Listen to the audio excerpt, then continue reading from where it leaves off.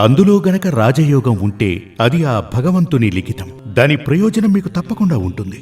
లేదు అంటే మీకు ఇదివరకే ఉన్నటువంటి సంతానానికి మీరు కావాలనుకుంటే ఆర్టిఫిషియల్గా జాతకం రాయించండి అని అడగచ్చు. అది కూడా 100% వర్కౌట్ అవ్వదు.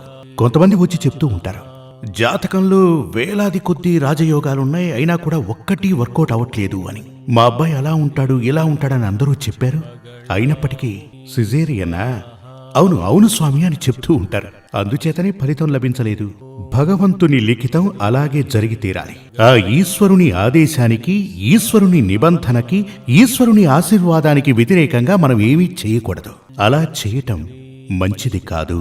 మీకు అదేవిధంగా కొంతమంది పిల్లలే లేనటువంటి జాతకం ఉన్నవారు ఓ అద్దె తల్లిని తీసుకుని తనకి స్పెర్మ్నిచ్చి ఈ టెస్ట్ ట్యూబ్ బేబీ అంటూ ఉంటారు కదా, ఆ ప్రక్రియ చేస్తారు.